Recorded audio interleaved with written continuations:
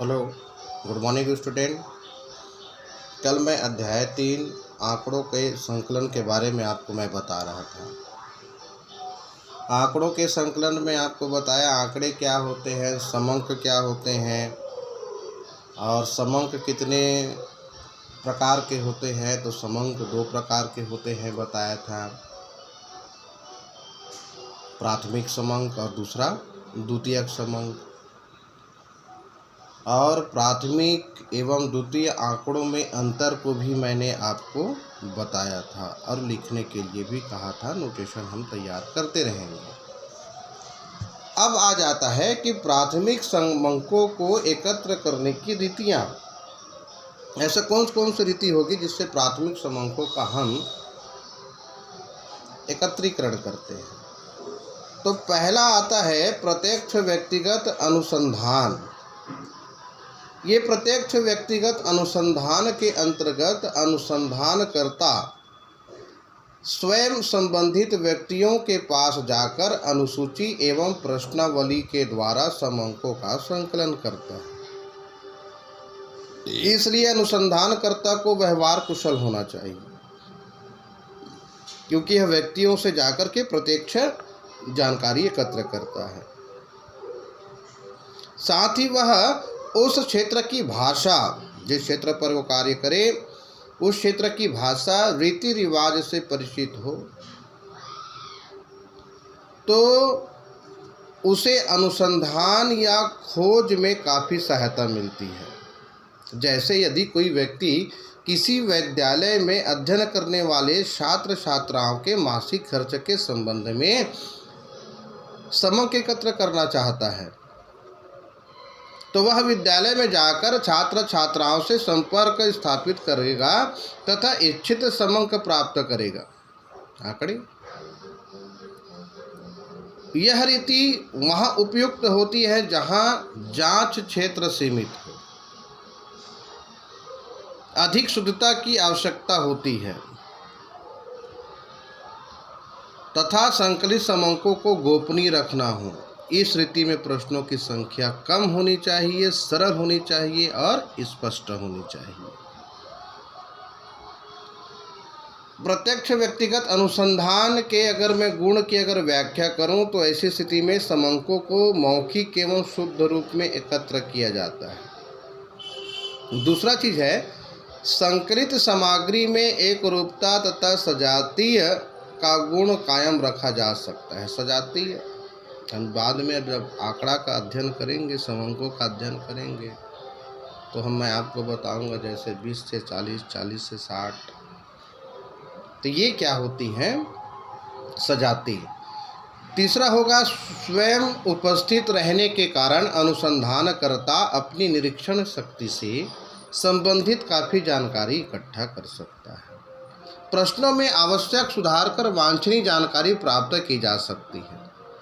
चूँकि अनुसंधानकर्ता स्वयं खोज का कार्य करता है, अतः खर्च कम होता है, समंकों की जांच की जा सकती है। यह रीति सीमित क्षेत्र के लिए अधिक उपयुक्त है। अगर इसके हम दोष को देखें तो इस रीति के निम्नांकित दोष होते हैं। क्या क्या? तो यह रीति बड़े क्षेत्रों के लिए उपयुक्त नहीं है, क्योंकि अनुसंधानकर्ता कठिनाई का अनुभव करते हैं। चूँकि अनुसंधानकर्ता स्वयं ही खोज करता है, इसलिए पक्षपात की अधिक संभावना होती है, गोपनीयता भंग हो जाती है, पक्षपात बना रहता है। तीसरी चीज है, समंकों के संकलन में काफ़ी समय लगता है,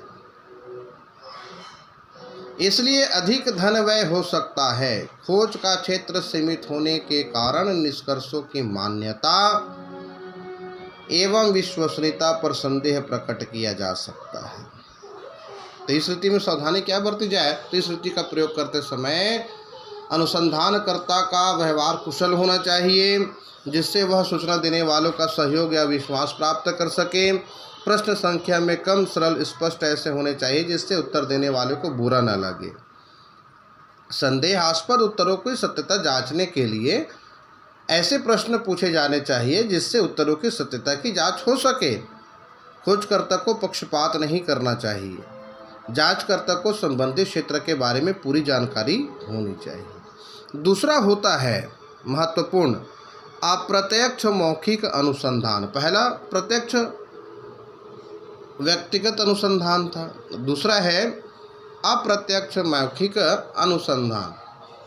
इस रीति में देखेंगे अप्रत्यक्ष मौखिक अनुसंधान में समस्या से संबंधित व्यक्तियों से प्रत्यक्ष रूप से जानकारी नहीं ली जा सकती, बल्कि समस्या से संबंधित व्यक्तियों से अप्रत्यक्ष रूप से जानकारी एकत्रित की जा सकती है। उदाहरण के बतौर जैसे किसी ग्राम में ऋणग्रस्तता की जानकारी सीधे ऋणी व्यक्ति से न ली जाकर इसके संबंधित में सहकारी समितियों, महाजन, साहूकार, ग्राम के नेता एवं अन्य संबंधित इकाइयों से मौखिक पूछताछ की जा सकती है, ना कि प्रत्यक्ष ऋणी से नहीं, बल्कि कोई समिति है, सहकारी समिति है, साहूकार है, महाजन है, ग्राम के नेता हैं या अन्य संबंधित इकाइयों से मौखिक पूछताछ की जा सकती है। कभी कभी खोज से संबंधित व्यक्तियों से अप्रत्यक्ष स्वरूप के प्रश्न पूछकर भी जानकारी प्राप्त की जा सकती है। अब इसके गुण को देखते हैं। इस रीति के प्रमुख गुण क्या हैं? तो यह रीति विस्तृत क्षेत्र के अनुसंधान के लिए उपयुक्त है। इस रीति के द्वारा कम व्यय पर शीघ्रता से कार्य किया जा सकता है। इस रीति में विशेषज्ञों का परामर्श भी प्राप्त होता है, जिससे निष्कर्ष निकालने में सुविधा होती है।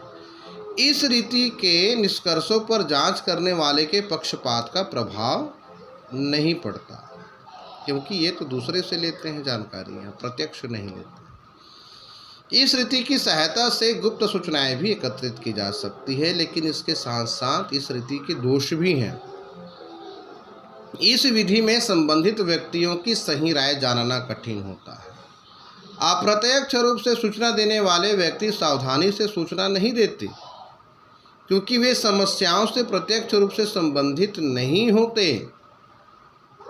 इस प्रकार की खोज में अधिक शुद्धता की आशा नहीं की जा सकती और जो सूचनाएं संकलित की जाती है उनमें त्रुटियों की संभावना बनी रहती है। अतः इन सूचनाओं के प्रति अविश्वास भी होता है।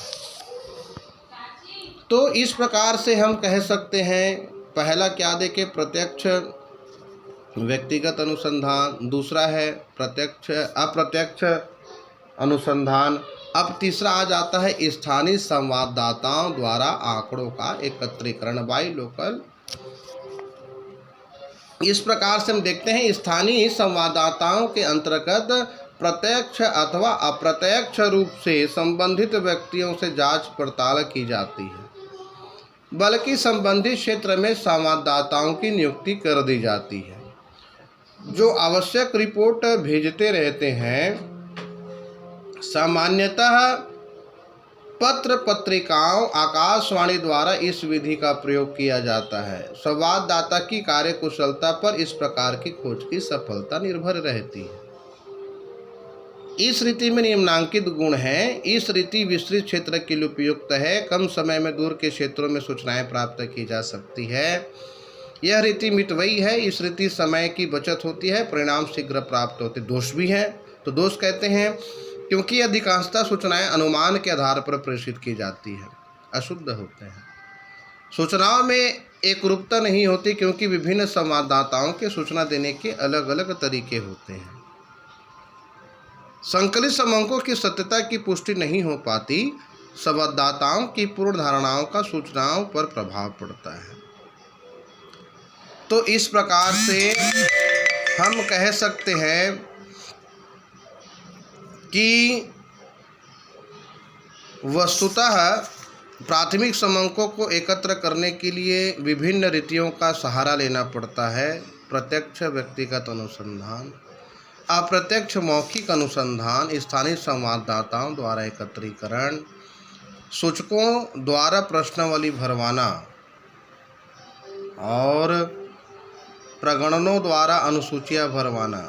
ये बहुत सारी ऐसी रीतियाँ होती हैं जिनसे प्राथमिक समंकों का एकत्रीकरण किया जाता है। मुझे आशा विश्वास है कि आप सभी नोटेशन तैयार कर रहे होंगे, किसी भी प्रकार की समस्या नहीं होगी। अगर समस्या है तो बिल्कुल व्हाट्सएप ग्रुप पर आप पूछ सकते हैं। आपके प्रश्नों का समाधान निराकरण के लिए सदैव तत्पर हूँ। आज के लिए बस इतना ही। बहुत बहुत धन्यवाद। Thank you.